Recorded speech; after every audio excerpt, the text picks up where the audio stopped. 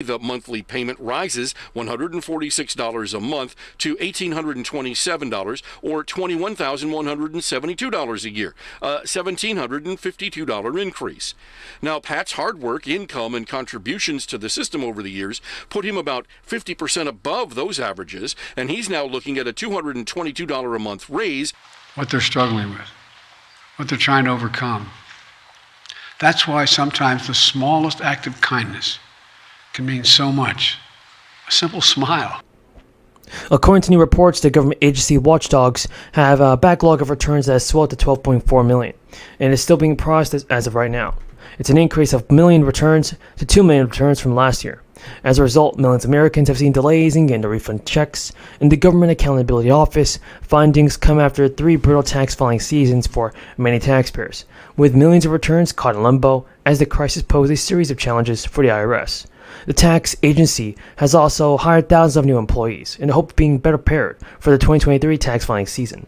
Although the IRS recently warned taxpayers to not get into refunds by any specific dates when they file their returns in early 2023, the agency said in an official statement that the IRS cautions taxpayers not to rely on receiving a tax return by a certain date, especially when making major changes or purchases or paying bills. Some returns may require additional review, and some may even take any longer than that. In 2022, we know the average tax refund was about $3,100. It's bigger than most people's typical paycheck. Refund delays can put financial pressure on households that are banking on the money to pay down debt, start an emergency fund, or make a big purchase. The tax season typically opens in late January, although the IRS hasn't even announced the official start of tax filing season. Many taxpayers plan on receiving the refund within 21 days, but the IRS warning last month signals that many Americans may need to wait a little longer. So while experts are warning taxpayers that the refunds may be smaller in 2023 due to the expiration of many crisis benefits, it's like the expanded child tax credit and stimulus checks. I need to know your thoughts on this. I want to know if you think that President Biden is doing all that it takes for the people. We know that a Democrat, also known as Joe Manchin, reiterated today that he has no intentions of changing his party affiliation. Manchin said that 2 legislative key achievements, the sweeping climate health care bill and tax reform package, are his focus. Manchin added that he is watching to see how the measures play out in the coming years. Manchin and Arizona Sinema played crucial roles in the first few years of the Biden administration, determining whether stimulus checks get passed or not. So Manchin added that he is watching to see how the measures play out. After Democrats secured control of the Senate again, Sinema announced this month that she is registered as a dependent, and he is not planning to caucus with any Republicans. Her decision ensures that Democrats maintain their wider hold of the Senate next year. But so far, Manchin continued to press for action on his plan to expedite federal environmental reviews of energy, a natural resource project, in which Schumer promised a vote on after Manchin backed the Inflation Reduction Act. It's all good news, but Senator Schumer said that Democrats may have filled the Senate, but they narrowly lost the House to the Republicans, which could end up being a big problem for people passing stimulus checks. That's not good, and something needs to happen right now.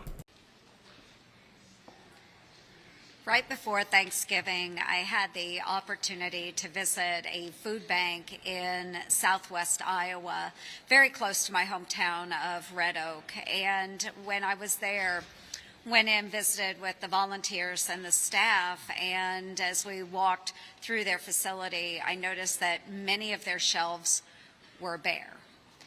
And the staff, the volunteers, they all said that this year giving has been down significantly because those that normally give, they're struggling this year, which makes it even harder for those that are just barely making ends meet.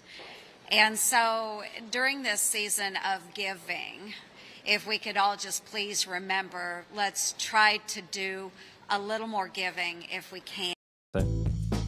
Yes, but again, I'm reluctant to get into an issue that we're not climate policymakers. Yeah. We don't have to weigh these decisions as you do. It's really a question for elected officials. Regarding the president, how much higher could the interest rate go? What does the worst case scenario look like? How much higher could the interest rate go? Yeah. So, no higher than it needs to go, but we think. But what's the worst case scenario? I wouldn't say worst case, but I'll tell you what I think. The point is to get. We think that first of all, financial conditions. Some changes have been made by the IRS. Relief programs have been updated with new eligibility requirements in order to receive extra stimulus money. The low-income households are now able to apply for $500 checks. And now, motorists getting ready for the 4th of July are feeling a little relief as the nation's average gas price continues to fall. But the looming hurricane season may cause more pain at the pump. Gas Buddy reports the nation's average gas price has declined for the second week in a row. Data from more than 150,000 gas stations shows the price fell 8.8 cents to $4.88. However, prices remain more than $1 high than they were at the same time in 2021. The AAA reports show Indiana saw one of the largest weekly decreases in gas prices in the nation, down 12 weeks from week to week. According to AAA, the average price of a gallon of gas as of June 27th in Indiana is $5.01. In comparison, at this time last year, the average gas price was $3.12. While gas prices may continue to fall the other week, experts warn that any sudden jolts could cause a turnaround. He provided the example of when the peak of a hurricane season arrives. We could see a spike at the pump. The AAA reports a drop in the global price of oil contributed to the decrease in gas prices. Fears of a potential global recession led to a less demand for oil. Oil prices dropped from $110 per barrel to around $107 per barrel.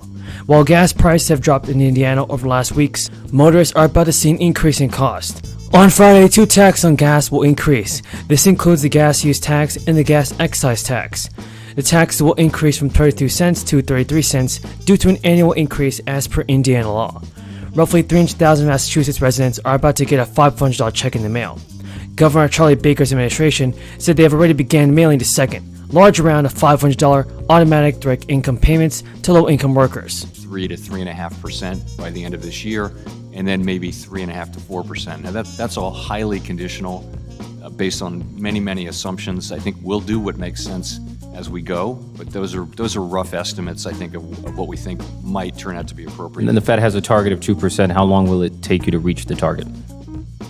So we, in forecasts, I would say generally, my colleagues and I expect that inflation will move down over the course of the next 2 years, much closer to the target. My understanding is that one of your projections is that headline and core inflation will subside in 2023 to 2.6 and 2.7% respectively.